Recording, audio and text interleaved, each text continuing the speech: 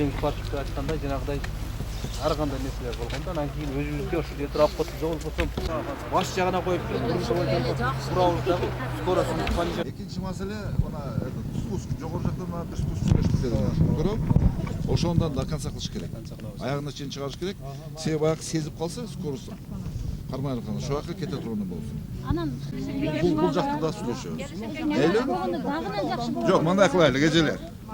Bir жакты кара бербейли. Мына биз bir жакты карап жүрүп, мына кайсы деңгээлге келип калды. Биз бар жокту кыла беребиз.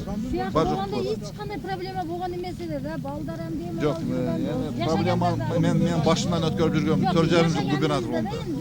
Кудай буюрса, мамиле түзөлүп калса, түп-түз эле кое беребиз. Хорошо? Мындай адамдардын ичинде көрбөйт элек.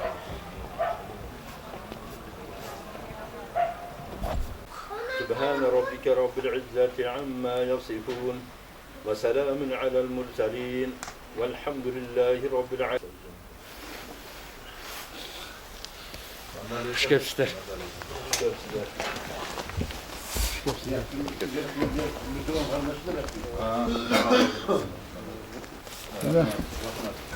Sizge kiringizler.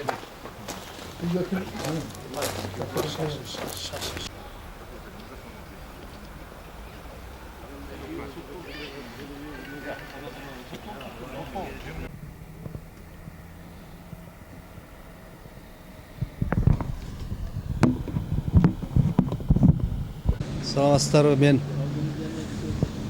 фамилиям Калилов, атым Жамшитбек, транспорт жана жолдор министри болом. Атайын иш сапар менен вице-премьер Разаков Жеңиш Парпич менен ушу кадам жайга келдик. Жанагы 125 километрге кырсык болгон жерге.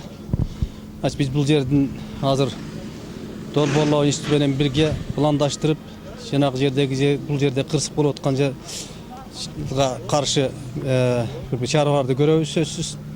Светофорду пландаштырып атабыз, подпорный стена курабыз, ар жакка жанагы машиналар коопсуздук үйлөрдү аралап кетпей турган жагына бир съездер жасайбыз, жогору жактан знактарды коебуз.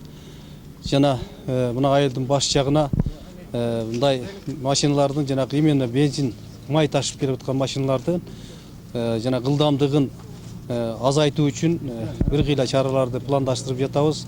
Бул тез аранын ичинде жасалат. Ар знактар, ограничение, ылдамдыкты чектөө үчүн жол белгилеринин бардыгы ушу аркы жуманын ичинде коюлат. Жолчулардын бардыгы тапшырмасын алды.